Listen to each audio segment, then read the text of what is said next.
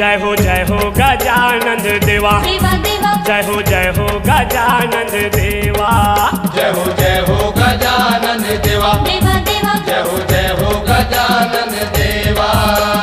कार्तिक के छोटे भाई रिद्धि सिद्धि तोर लुगाई कार्तिक के छोटे भाई रिद्धि सिद्धि तोर लुगाई कार्तिक के छोटे भाई रिद्धि सिद्धि तोर लुगाई दाई पार्वती तोर दादा महादेवा जय हो गजानन देवा जय हो गजानन देवा जय हो गजानन देवा जय हो गजानन देवा।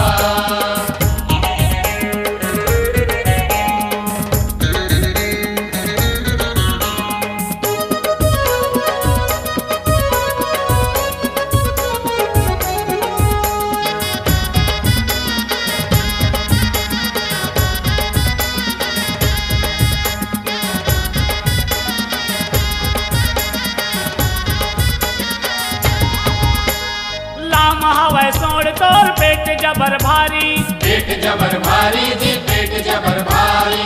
हाथी के मुड़ी तोर चार भुजाधारी जी चार भुजाधारी। लाम हवै सोड़ तोर पेट जबर भारी हाथी के मुड़ी तोर चार भुजाधारी।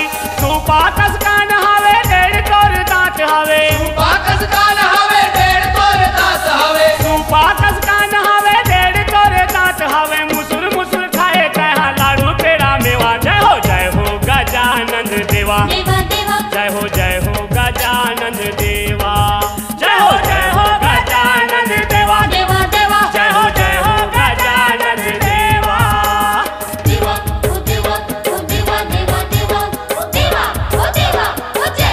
हाथी घोड़ा पाल की जय उमा भोला लाल की हाथी घोड़ा पाल की जय गणपति गणराज की हाथी घोड़ा पाल की जय लंबोदर महाराज की हाथी घोड़ा पाल की जय गौरी के लाल की।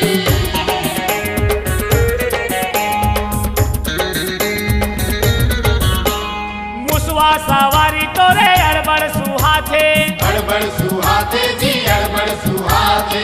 रिद्धि सिद्धि मनहा चावर डोलाथे जी चावर डोलाथे। मुसवा सवारी तोरे अड़बड़ सुहाथे रिद्धि सिद्धि मनहा चावर डोलाथे। मुसवा राजा झांकते हमला बिजरावते मुसवा राजा झांकते हमला बिजरावते मुसवा राजा झांकते हमला बिजरावते। मुसवा कस एक मौका भगती के देवा जय हो गजानन देवा जय हो गजानन देवा जय हो गजानन देवा जय हो गजानन देवा।